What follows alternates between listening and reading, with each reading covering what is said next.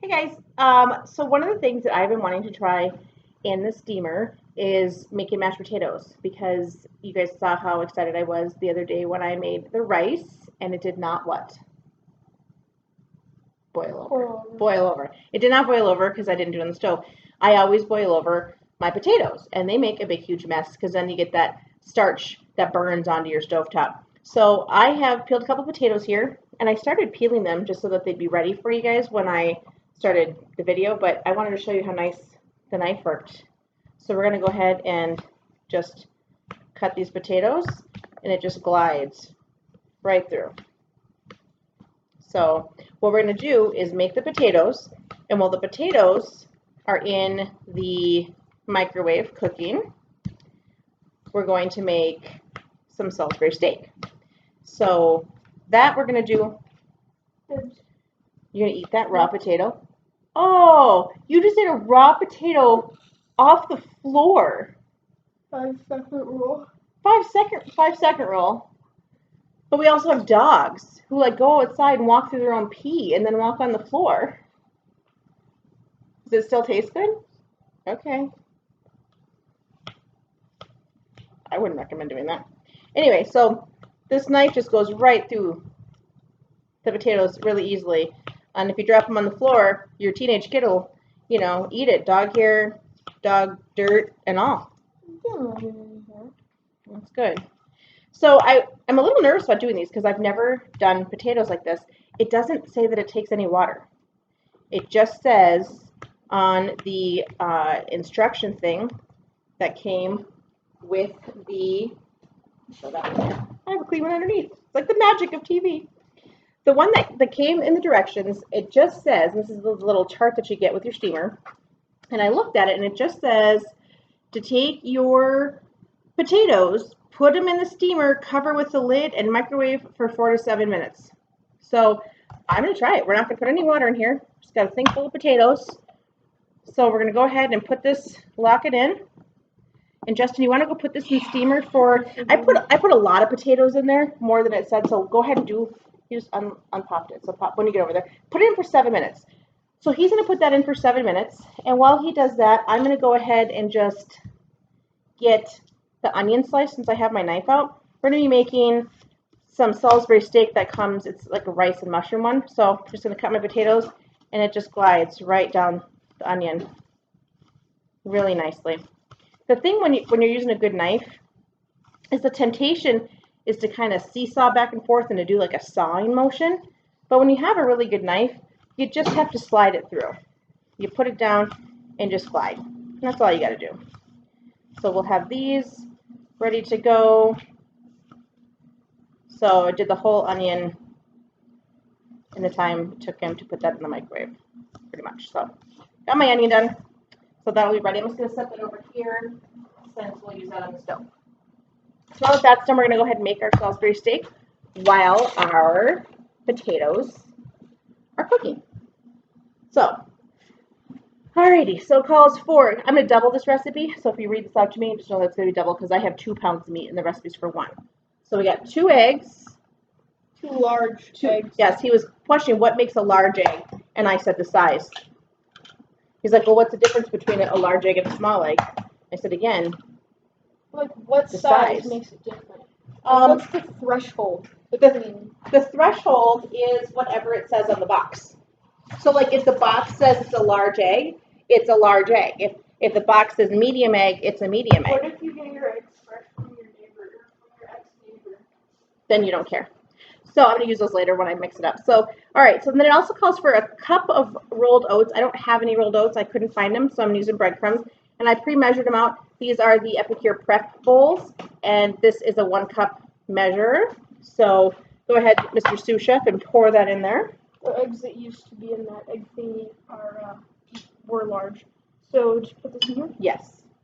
And then, it calls for, it'll be 4 tablespoons of Worcestershire divided. So let's see, how many do I need to put in here? I need 1 tablespoon, so 2 tablespoons of the Worcestershire sauce. And I'm going to use my Epicure 4-in-1, 1 tablespoon.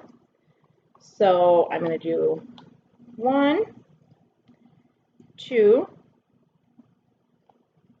and then save that for, I think we're going to use the rest of it in our sauce later. So 2 tablespoons of that and half a teaspoon of dried, so a teaspoon of thyme. I've never opened this one. It's about time. It's about time, huh? I'm really excited to actually get to use my Epicure seasonings to make some of these recipes too. My order should be here. Some people that I ordered already got their stuff today, so I'm really hoping mine will get here tomorrow. What was that? I don't know. So how much should I say? A teaspoon of thyme. So again, I got my measure here. I'm going to do a teaspoon of thyme because it's all about thyme. It was only funny the first time. I know. It's funnier when you do it anyway. 2 teaspoons of my mustard, and this goes in right nice and easy. It literally goes down, and you pull it out, and it's just measured on there. You don't even have to like scoop it. Just kind of. That was a key thing. I know, but it's. I have actually more hamburger because these are like 1 1/3 pounds, so I have more hamburger than need be. So it's fine. Plus, we like flavor. Some teaspoon of black pepper. Oh, it even fits in my pepper thing. I'm almost out of pepper. So we got about a teaspoon of pepper. A little scant because I'm almost out, so a little bit more. Okay, so we got our pepper. We should have just emptied it. And then, Realistically. I know we could have. That's a lot of pepper. I don't like a lot of pepper. And then 4 tablespoons of this sweet onion spread that I have. This is not an Epicure seasoning. This is from Wild Tree.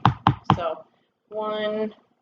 That was a big one too. I'm just kind of scooping right now because it's just easier. Okay. Shame what? There's nothing shameful about that. Wild Tree is good. This means shame. This means shame. My son likes to shame me. So go ahead. I like to use gloves when I mix meat because then I can get in there really good and I can just toss it away. Do you want to mix? Or do you want me to mix? You can mix. You want me to mix? The gloves on. Okay. Did you grab an extra glove? I did because in case one breaks, I just wanted to have one handy. So we're just going to mix this all together. Hey, Justin, go see how much longer we have on our potatoes. I'm so anxious to see what happens with the potatoes.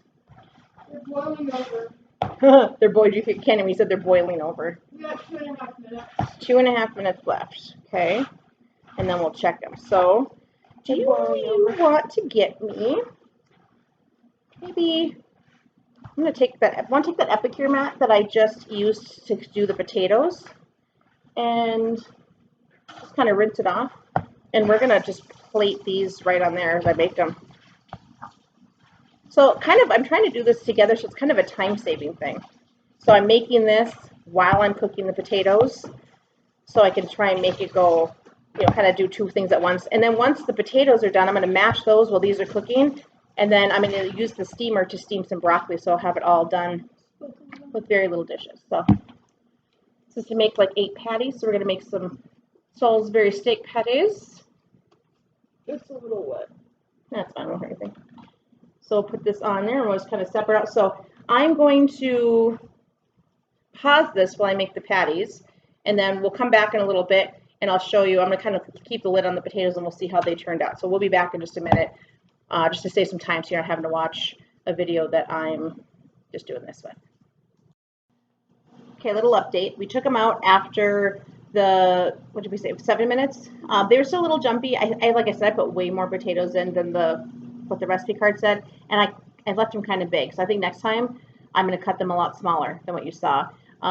Just put them back in for about 5 more minutes, and most of them were done. Some of the bigger pieces were still a little jumpy, so I put them back in for like 4 more minutes, which is kind of good because it's going to take 2 batches to do my Salisbury steaks anyway. So I'm just cooking those while I finish the mashed potatoes.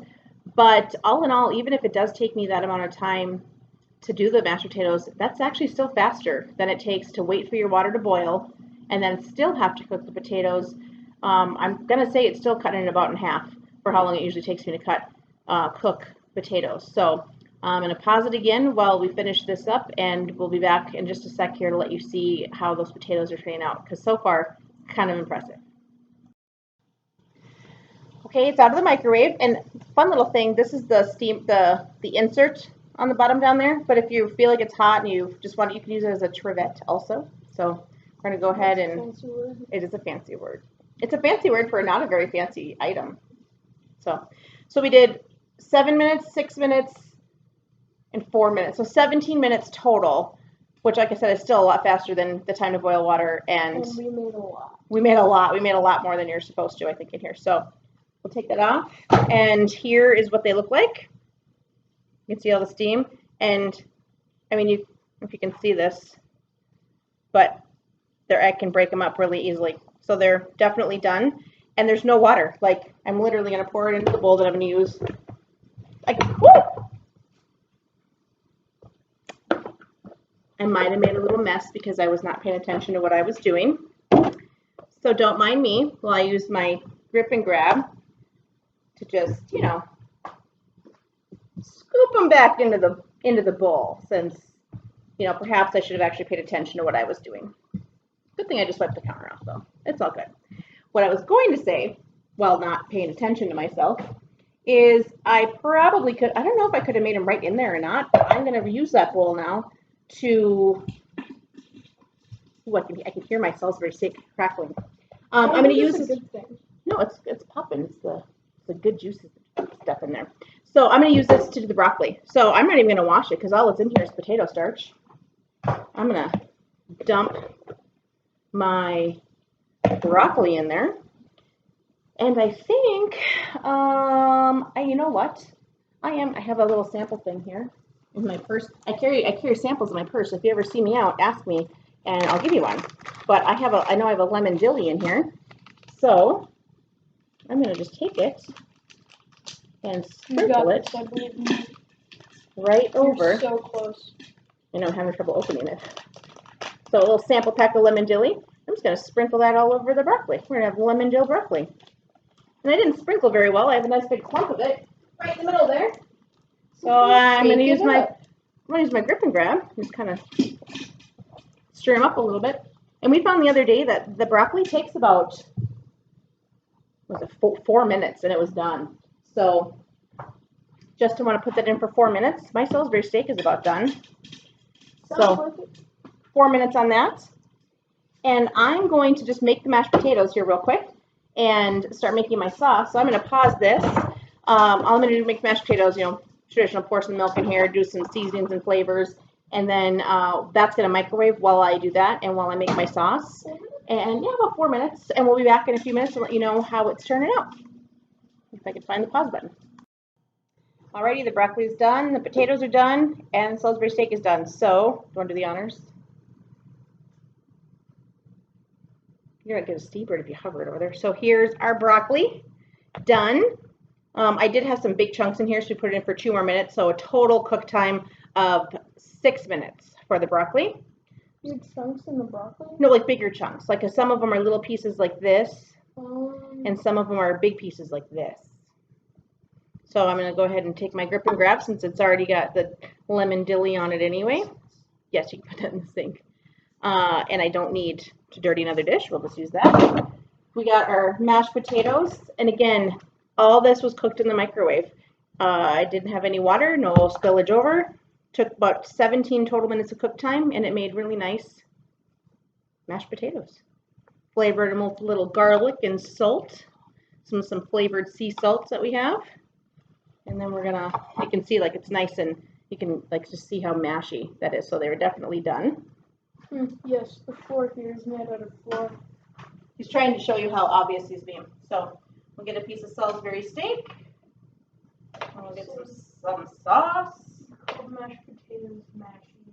He's making fun of me that I called mashed potatoes mashy. So just because of that, I'm putting a big old fat mushroom right in the center of his mashy mashed potatoes. So Justin, how is the texture and flavor on the broccoli? And how is the texture on those mashy mashed potatoes? He's taking off the mushroom. Broccoli's good. Broccoli's good? Yep. Those are mashed potatoes. Those are mashed potatoes.